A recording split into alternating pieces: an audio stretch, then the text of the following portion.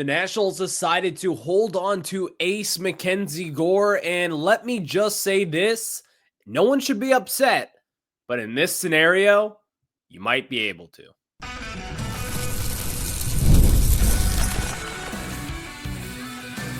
You are Locked On Nationals, your daily Washington Nationals podcast, part of the Locked On Podcast Network, your team every day. And thank you all for making Locked On Nationals your first listen every single day, as we are free and available wherever you get your podcasts. And yes, we are part of the Locked On Podcast Network, where it is your team every single day. And of course, we are talking about the Washington Nationals in yesterday's MLB trade deadline. So let's jump into it. But later on in today's show, we have got a discussion on Alex Call. With 4 years left of control at 30 years old, he was shipped up to the LA Dodgers, and the Nationals did really well in that return. So we'll have that discussion later on in today's show. And in the second segment, we say goodbye to our closer, Kyle Finnegan. Kyle Finnegan got shipped up to the Detroit Tigers. We'll break down that trade, as I think the Nationals did fare pretty well for what Kyle Finnegan is. So stay tuned for that discussion later on in today's show. But the storyline that we all followed was MacKenzie Gore and the Nationals. They decided to hold on to him, and I feel good about it.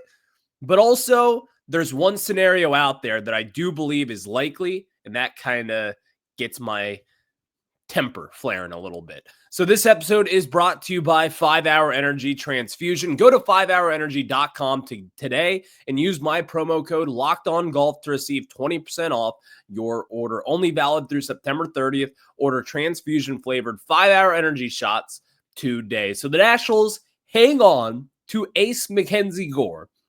And I don't really think it was that surprising.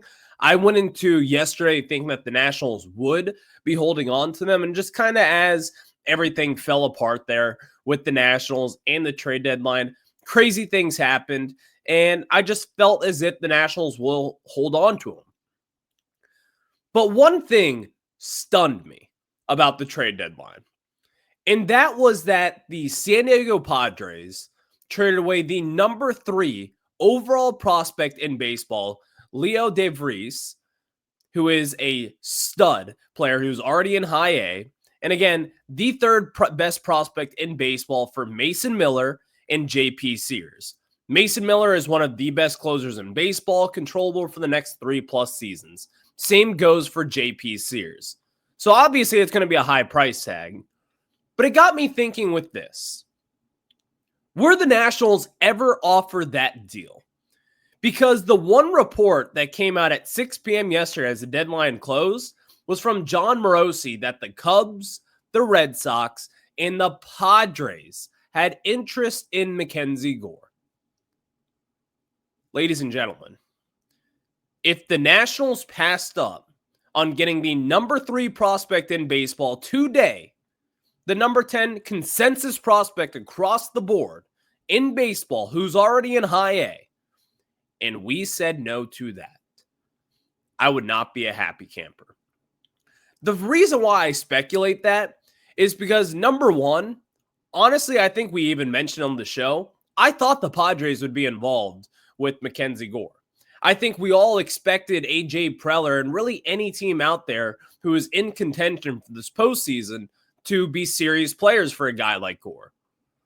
But to really get down to the nitty-gritty of it, I believe that the Cubs would be involved, which they were. I thought the Red Sox would be involved, in which they were. But I also thought the Padres would be involved, and they were.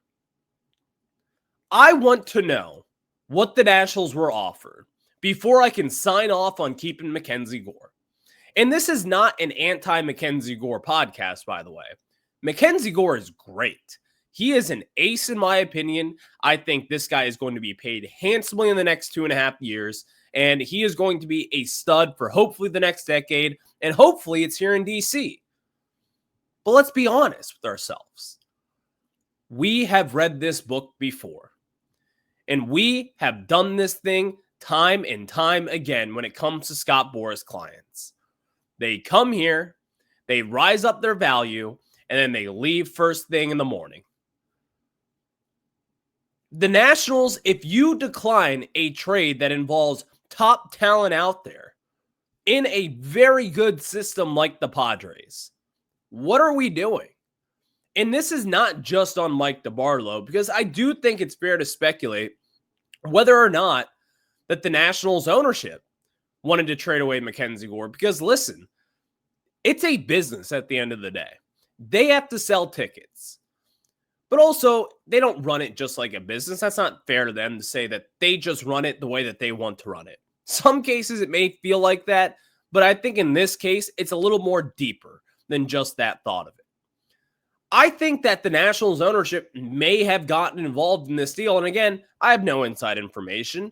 I'm just a baseball fan. I followed this team forever. I feel like I know this thing from top to bottom. It makes sense if the learners were like, listen, unless you're getting a Juan Soto type package, which they would not get, then we don't want to trade our best pitcher. This guy sells jerseys. He's a great pitcher right now, and we don't know where we'll be in the next 2.5 years. This team could be competing, and he might want to come back here. Maybe that's their thought process behind it. But the second I heard AJ Preller's name was involved in the MacKenzie Gore sweepstakes, and then the second that I heard what he gave up for one of the best closers in baseball who's under team control for the next 4 seasons, and then also a solid 5-starter with JP Sears, it made me think, what if he went to the Nationals with that package first off and said, why don't you give us MacKenzie Gore and Kyle Finnegan for that deal? I don't think it's that crazy. And I don't maybe think that that exact package would have been it. But I do think the number 3 overall prospect in baseball would have certainly been in play for the Padres to land MacKenzie Gore and a solid closer with Kyle Finnegan. We don't know the answers at this point. It's too early to speculate. But that was my first thought. And if the Nationals ultimately decided that, you know what, it's bad for business to trade away MacKenzie Gore, wrong. You saw what the Juan Soto trade did. The only reason that the Nationals and this fan base had hope for winning in 2025 was because of that Juan Soto trade. That helps his team now. That helps his team in the future. And by the way, it gets you out of a huge headache that is coming up your way in the next 2.5 years. And the other reason as to why you might be upset, I'm not upset about this for the record, but I'm pretty mad about this. Let me just say that. I feel as if the Nationals will likely shop MacKenzie Gore this offseason. Again, no inside information. It's just knowing this team and knowing the thought process behind it. It's all out there for Major League Baseball. They know the Nationals are shopping MacKenzie Gore.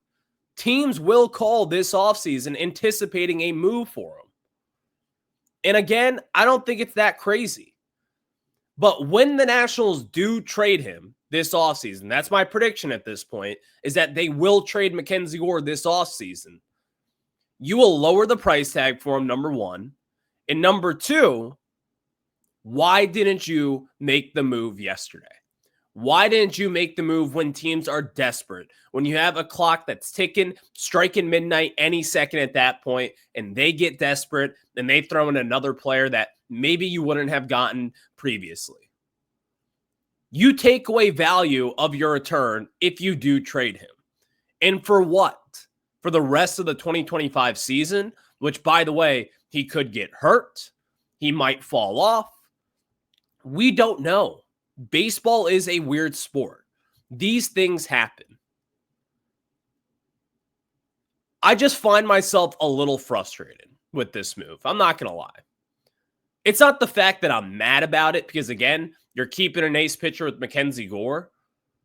But when and if they do trade Gore this offseason, that is where I will just question everything. What was the plan? Did you have a plan? Because if you don't move him yesterday, you're taking away value that you would be getting in return.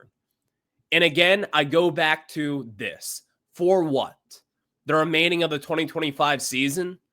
The season of which you can't pick inside the top 10 because of the MLB lottery rules, which are so stupid. It doesn't make sense. So the Nationals, we have our ace still in town. Some people may be happy about that, and you should. He's a great player. He goes out there every 5 days. He's an ambassador. I love MacKenzie Gore. I wish I could give him a huge extension right now, but that's not going to happen. I've read this book before. You've read this book before. We have read this book before. Scott Boras clients leave DC. And when in this scenario, if you are getting a huge package in return, which we haven't seen any Cubs rumors at this point of what was offered, but I can tell you this, as soon as we do get those rumors, we will talk about it. And I bet you'll probably take those trades looking back on it, especially if you trade them this offseason and the package in return is all not that great. So ultimately, the Nationals keep their ace. Good for them. You've got MacKenzie Gore. I love MacKenzie Gore. This is not about him. This is not about MacKenzie Gore. I love the guy. And you should be happy that you have your ace. But again, I am pretty mad about what could have been with the Washington Nationals. So thank you for making Locked On Nationals your first listen. But let's not talk about trades that didn't happen. Let's talk about trades that did happen, and that is with closer Kyle Finnegan going to the Detroit Tigers. We'll talk about that after this.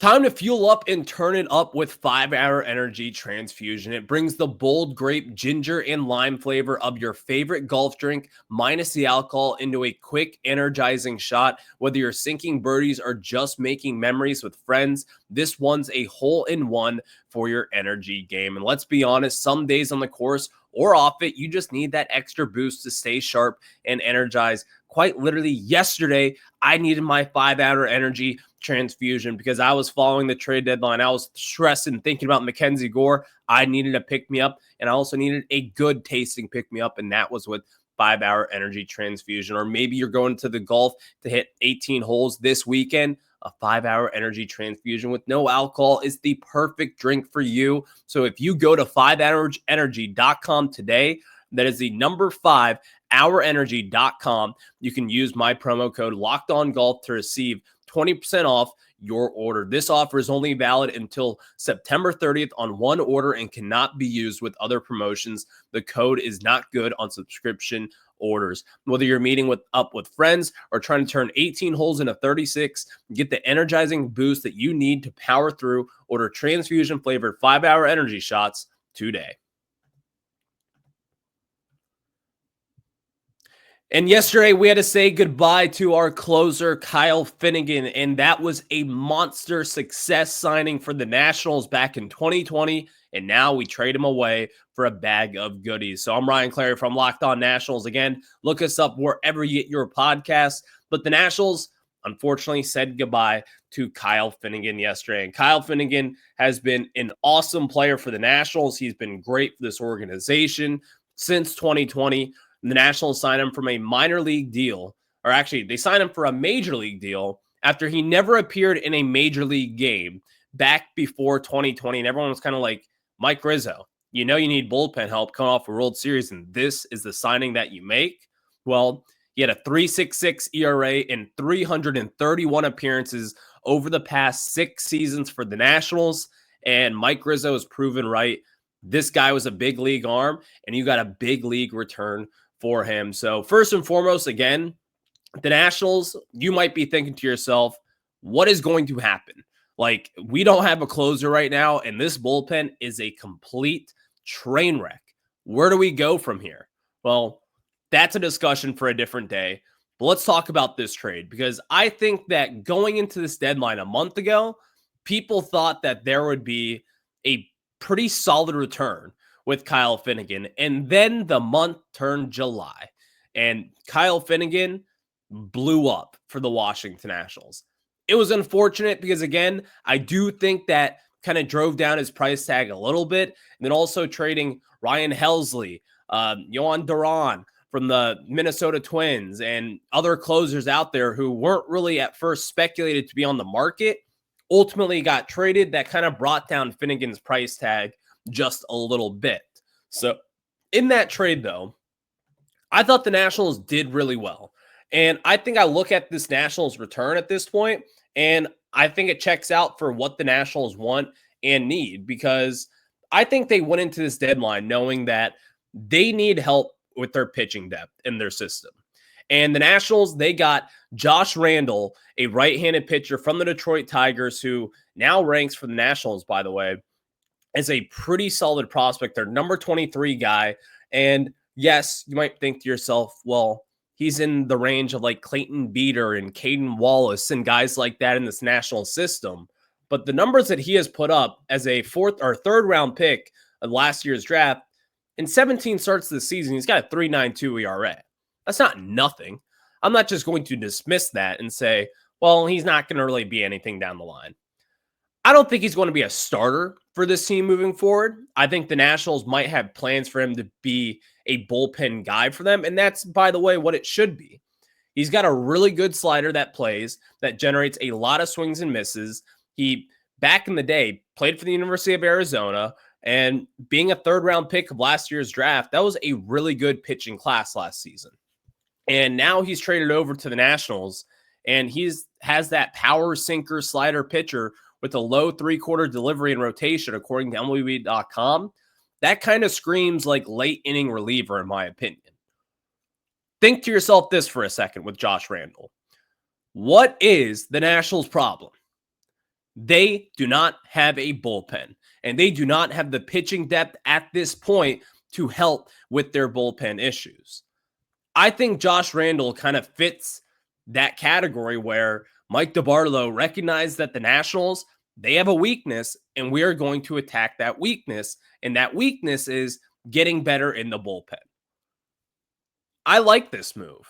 And again, Josh Randall is the headliner deal in this scenario here, but you also got back RJ Sales, who again is a 10th round pick in last year's draft, and he actually has better numbers than him in low A. He's got a 2.71 ERA in 15 starts, one game out of the bullpen as well, and 66 and a third innings pitched. I'm not all too concerned about him at this point. I will say the numbers are pretty damn good. And again, I think the hope and the dream for him is to be a bullpen guy for the Nationals moving forward. But also, with these trades and getting talent like this, it's not like, oh my God, this guy's going to be a star kind of talent. But I do believe that these are things that can, number one, help you out in the bullpen. But number two, if the Nationals were to be a contender within the next 2 seasons, these moves gives you options to A, move off of these guys in trades to get better talent in the building, or B, just simply develop them like great organizations do and have them help your team. These are all smart decisions by the Nationals. And again, you probably won't hear me talk about the guys like Josh Randall all too often, or maybe even a RJ Sales, who was a 10th round pick out of last year's draft. We're not going to sit here and break down their starts every 5 days. They're solid prospects. They have put up good numbers. If they continue to do that, then you'll see them rise in the rankings, and we'll talk about them appropriately. But the Nationals, again, one thing is for sure, outside of the Gore thing, in my opinion, is they had a plan. They didn't go out there trying to hit a home run with one prospect the way that we have seen in years past. They spread around the wealth a little bit. They want to get solid prospects, but a couple of them rather than just one. And that's a philosophy that the Tampa Bay Rays have always had with their system. They have always got kind of spread the wealth around. It's kind of the same thing with the MLB draft and what the Nationals did this year. It's that analytics method that, quite frankly, has been foreign to the Nationals for a few seasons now. But now we're getting back into it. And this is the right thing to do. Because again, you might not be seeing like, oh my gosh, we just got a top 10 prospect from a team for this guy. That was never going to be the case. But you got 2 solid prospects who have put up good numbers, number one, but number 2, have good stuff. And they fit a role. Because again, I think Josh Randall in this Tigers deal, he will be a bullpen piece for this team, hopefully by the end of next season, going into 2027. Or maybe he just develops as a starter and the Nationals give him an opportunity to do such that. I like this move. And again, I kind of said this yesterday in my YouTube short, but did not really matter what the return was for Kyle Finnegan. As much as that sounds stupid to say, Kyle Finnegan was going to walk at the end of the season. The Nationals were not going to re-sign him. And quite frankly, they probably shouldn't have re-signed him either. I like Kyle Finnegan. I think he is an average closer, but he is not going to be the guy closing games for the Tigers in the postseason. I can tell you that right now. And maybe it is him. Maybe the Tigers find something and they catch lightning in a bottle and Kyle Finnegan is just on a heater for the last 2 months of the season and he's going to be the guy for them closing things out in October. But if I had to be a betting man, which I am, I would bet against that. I would bet against Kyle Finnegan closing games in the ALDS or the ALCS or even the World Series. But if the Tigers get that, then great for them. But I don't believe at this point in time that the Nationals think that Kyle Finnegan is some long-term closer. He's not.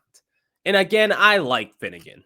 Finny is awesome. He is 33 years old. He's, by the way, from Detroit, Michigan, which I think is pretty cool that he's now going back home to play for his hometown team.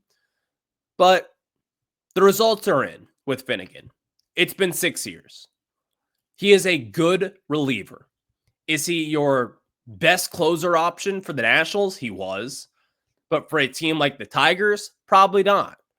He'll find a role, and he'll probably fit just right within them. But next, the one trade that, number one, surprised me because his name wasn't really popping up on the trade market. But once things kind of transpired there and the Nationals have Dylan Cruz coming back from injury and, they traded for Christian Franklin, another guy from the Chicago Cubs the other day. Like, this was a relatively surprising move, but more surprising was how good the return was for Alex Call. So let's jump into that after this. And yes, today's episode is brought to you by Gameday Hue, and so is this hat I'm wearing. For Nationals fans like me, this one hits the mark because, again, Gameday Hue makes clean, no-logo gear with team-inspired colorways for every pro and college fan base. It's all about letting your colors speak for you. No giant logos, just smart, versatile style that works on game day, on the course, or anywhere in between. Like tonight's action with the Nationals and the Brewers, the best team in the National League, coming to town.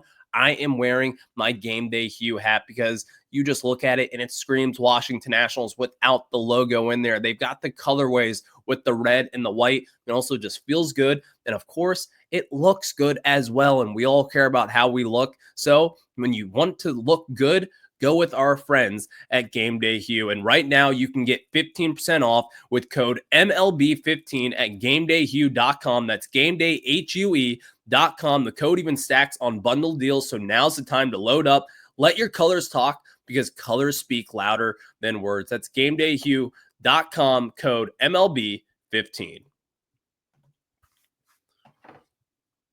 And thank you all for making Locked On Nationals your first listen every single day, as we are free and available wherever you get your podcasts. And yes, check us out on Apple, Spotify, and of course, the video version over on YouTube. Look up Locked On Nationals and hit that subscriber button, please.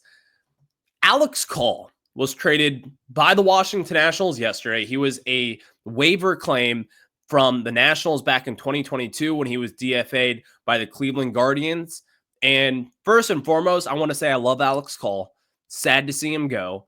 But number two, oh my God, what a return for that deal.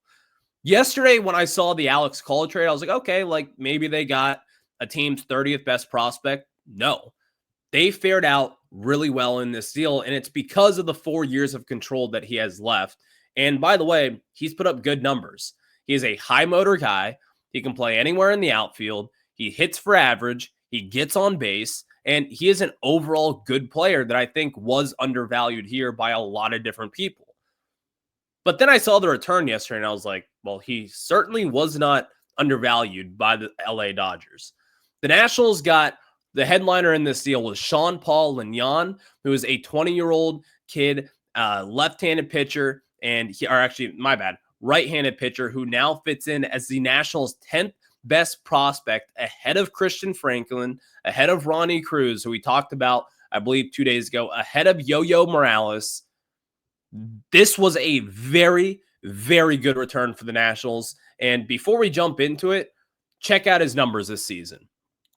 In 18 appearances in 14 starts this season across, again, multiple different levels, 3 different levels this season with low A, high A, and then he was actually shipped back up to AAA Oklahoma City for the Dodgers. So the Dodgers were flying this guy up through the system, hoping they would help him in the postseason race. But again, in 18 appearances and in 14 starts, he had 74 and a third innings pitched, a 2.78 ERA, and 101 strikeouts in 74 and a third innings pitch. Only 31 walks as well, a 109 whip. This kid is 20 years old, and he is not going to go up to AAA Rochester for the Nationals. I don't know really why the Dodgers did that. I probably would just expect that they wanted this guy to pitch for them in October, and they just started to fly him up because he was putting up insane, crazy numbers. But this is like a legit big league prospect that you're getting in return for Alex Call. Kudos to the scouting department. Kudos to Mike DeBartolo. Getting a big name guy like this for Alex Call, what a deal for the Nationals. Again, Alex Call, you're going to see him put up some good numbers for the Dodgers. I really like Alex Call. I think he was kind of underutilized here. But again, when you have an outfield filled with James Wood, Dylan Cruz, Dalen Lyle, Jacob Young, Robert Hassel III, Christian Franklin, Andrew Pinckney, the outfield depth is real. Alex Call had no future with the Nationals there, unfortunately. He's 30 years old, and he's on the wrong side of 30, and you had to move off him. But then you see this return, and you're like, oh my gosh, this is pretty good. And I think Sean Paul Lignon is that guy that you're like, we could really put some stock into this pitcher here. Whether it be coming out of the bullpen, whether it be the Nationals using him as a starter moving forward. But the right-handed pitcher has got some really good stuff. He's got a 65 grade changeup with a 50 grade slider and a fastball, that 3-pitch mix. I love this development here for the Nationals. I think this is what the good teams do. You get these kind of flyer guys here who have a ton of talent, who can have a ton of strikeouts there, a tight mid-80 slider / cutter, and it consistently provides strikes, by the way, according to MLB.com. These are the moves that the good organizations make. So I am really excited about this move here in particular with Sean Paul Lignon, but also they got another guy, Eric Swan, who is your number 12 prospect with this team, who is a 2023 4th-round pick by the Dodgers in 16 games this season in high A. He's got a 4.43 ERA. Not the numbers of Lignon, but oh my gosh, like again, you got 2 top 15 prospects in your organization now from an Alex Call deal. Sign me up for that any day of the week. Talk about value in solid returns in scouting and doing what's best for this team. Again, the Nationals were, while they never said this, they were desperate to give up Alex Call. And a team out there probably looks at their Alex Call. He's a good player, but we could offer them nothing. Well, we got 2 solid players in return for Alex Call, who again is a good player, but has no future here in DC. He was the odd man out. He was always going to be the odd man out with the outfield depth that we have. But now you get back your number 10 prospect, who's a 20-year-old, really good prospect, and you also get back an Eric Swan, who was a 4th-round pick of last year's draft by the Dodgers. And oh, by the way, you get 2 Dodgers pitching prospects. Sign me up for that. Thank you all for making Locked On Nationals your first listen every single day, as we are free and available wherever you get your podcast. So we will break down the trade deadline and all the returns starting next week. But what a week for the Nationals. What a week for baseball, and what an MLB trade deadline. we now have our eyes set on the end of 2025. It is August 1st, and there are only 2 more months left of baseball, so take advantage of it. Thank you all for making Locked On Nationals your first listen. I will catch you guys on the flip side. Have a good one. Go Nats.